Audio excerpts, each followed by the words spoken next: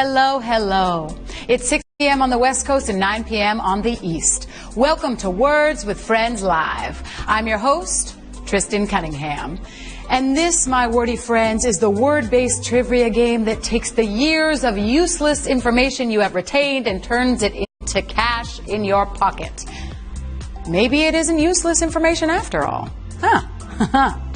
By the way, we're killing it with the Homemade Valentine Community event. Over 40,000 people have sent their love by sharing words with friends so far. Have you sent some love? Well, you can still help us meet our goal of 100,000 new friends. And for your good deed, you'll win a coveted mystery box, So spread some love. Go do it. All right, here's how we play Words with Friends Live. Let me break it down for you. When I ask a question, you'll see it pop up on your screen along with 3 answers. When I start reading the question, you will have just 10 seconds to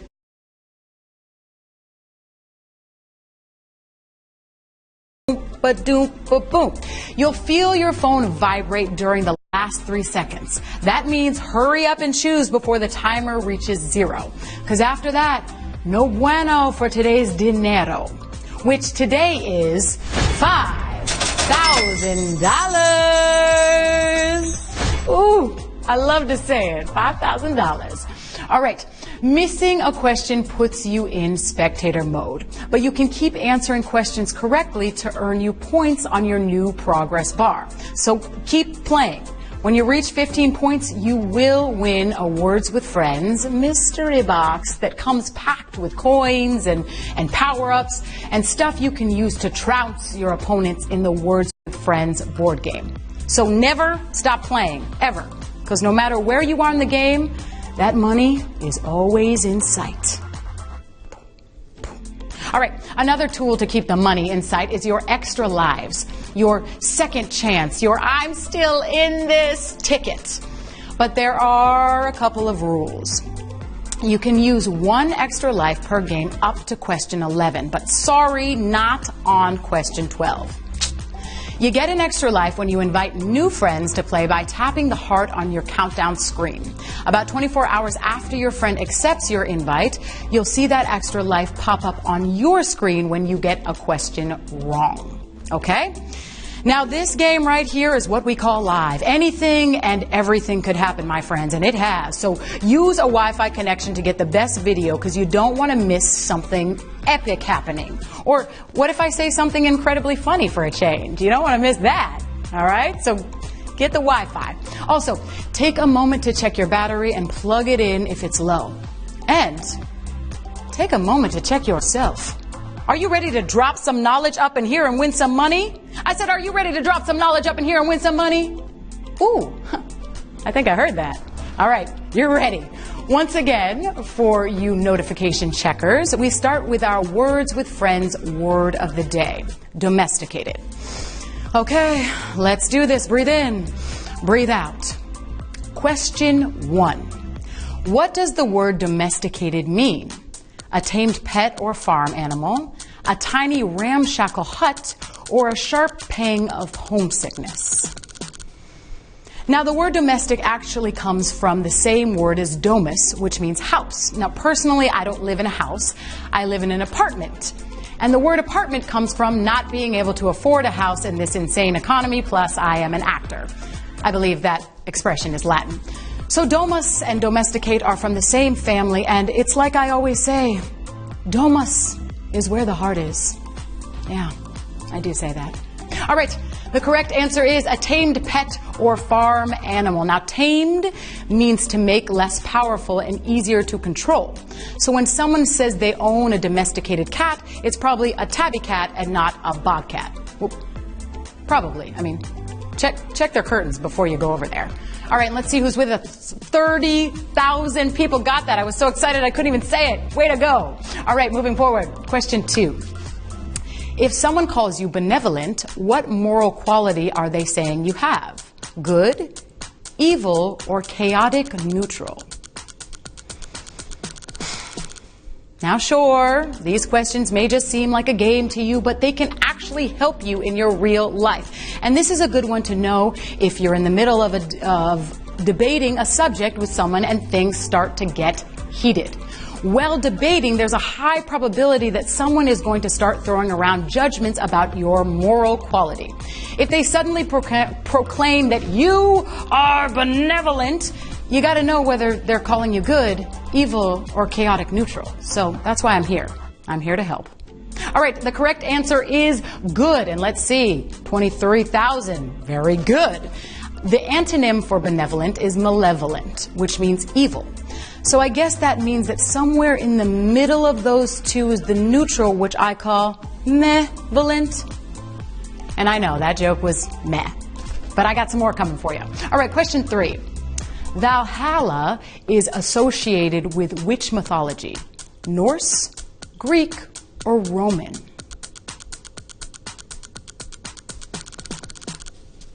A myth is a traditional story concerning the early history of a people or explaining some phenomenon, and they typically involve supernatural beings or events. Now, my name, Tristan, is the name of a character in a well-known myth entitled Tristan and Isolde, which is a story about two lovers fated to share a forbidden but undying love. And in the end, Tristan dies of grief because he believes his Isolde has betrayed him. Wait a minute. That's not a great name. Thanks a lot, Mom. Sheesh. All right. The correct answer is Norse. Now, Valhalla is the great hall of Odin, where warriors who die as heroes in battle dwell eternally. But I bet it was a pretty lonesome place for those guys, because there weren't no Valhalla Batgirls. Valhalla? You get it? Come on. That was a solid one. Or was it a meh again? It was a meh again. All right, moving forward, we got this. Question 4. Carpe diem is to seize the day, as carpe noctem is to what? Day to night, seize the night, or seize the opposition. Now, the phrase carpe diem was used by the Roman poet Horace to express the idea that one should enjoy life while one can. Seize the day is such an inspirational concept. You know what I mean?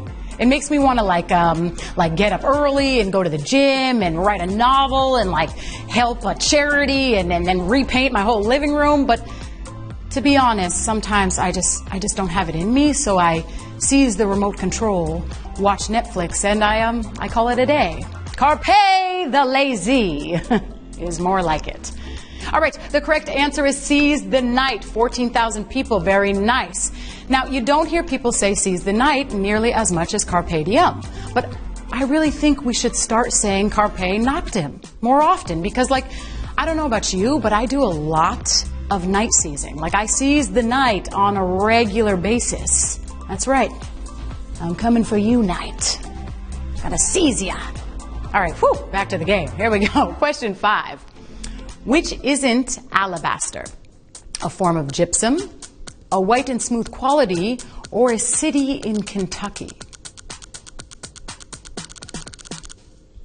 Now, no one is sure where the word alabaster came from, but some say it might be from the ancient Egyptian word alabast, which refers to vessels, containers of the Egyptian goddess Bast. Now, Bast was represented as a lioness, and I would love to be represented as a lioness. I mean, I kind of look like that. And I wonder if old Basti got to pick which animal represented her like a gamer tag, or if it was just assigned to her, but she secretly wanted to be represented by a water bear. You know? We all got a little water bear in us, don't we? I know you do. All right, the correct answer is a city in Kentucky. Now, Alabaster is not a city in Kentucky, but do you know what cities they do have? They have Big Beaver Lick, Monkey's Eyebrow, Oddville, and Vortex. Now, I swear, those are all real places, but it does sound like somebody was playing Mad Libs, doesn't it? It's not just me. All right, let's see how many people got that one. 8,987, ba-boom. All right, question 6. What type of poem is an elegy? Historically accurate, a serious reflection, or silly and whimsical? Now, this is important. I want to make it very clear that this is an elegy and not a eulogy. An elegy is a type of poem, and a eulogy is a speech or piece of writing containing great praise, especially for someone who has recently died. You would read a eulogy at a funeral, and that's fine and all, but also feel free to tell people nice things while they're still alive, like this. You? Yeah, you are doing an amazing job. And enjoy that compliment right here and now, and maybe don't go base jumping ever. Okay? Okay. All right, the correct answer is a serious reflection. And let's see who was serious about that. 7,000 people were serious. There's all kinds of poetry, but I prefer to keep mine upbeat, like this little gem. It's one of my faves. Roses are red, violets are blue. If you want to have fun, play words with friends. You, like you play words with friends. It's a work in progress. It's a meh, again, a lot of mehs today. All right, here we go. Moving forward, I got good ones coming up. Question 7. A person who gives money is what? A benefactor, a beneficiary, or a grantee?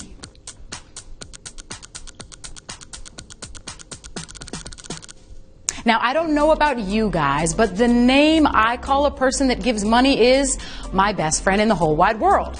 But here's the thing. The problem with giving money is that once you start handing it out, even to just one person, everyone wants some. That's why you can't make it rain money in the club. Like, you can't do this because everyone will see that and they'll see that you have money. And if you're gonna hit up the clubs, instead of doing this, I would just stick with high fives, okay? Just high fives, no rain. All right, the correct answer is benefactor. And let's see who got that. 5,796. Someone who gives money to help a person or cause is called a benefactor. So, wait, I'm giving away cash money with this game. Does that make me a benefactor? I mean, yes, yeah, I think it does. I'm a benefactor. Mom, I made it. I'm a benefactor. Yeah. All right. Now I'm feeling good. Question 8. Which Words with Friends feature challenges you to defeat 10 word masters to win big treasure chests? Lightning Round, King of Worlds Challenge, or Solo Challenge? Now, there are lots of other games to play in Words with Friends app to keep you entertained and to help exercise your brain. But it's important to keep in mind that you also need to step outside every now and then. You know, like just take a look around, talk to some actual people, feel the fresh air against your face, and be at one with the beautiful spectacle that is nature. Then hurry home and play some Words with Friends. Don't be out there too long.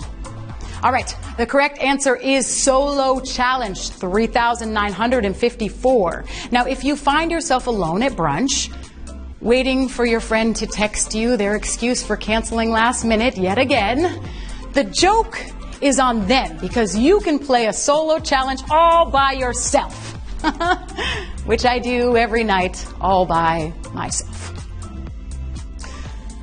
Moving on. Question 9. The least of an iceberg is where? Underwater, at the water level, or above the surface? Now, there are two basic iceberg forms, tabular and non-tabular. Tabular have steep sides and a flat top, while non-tabular all have different shapes. Now, back in the 1980s, there were also tubular icebergs. Icebergs that rode tasty waves, dudes.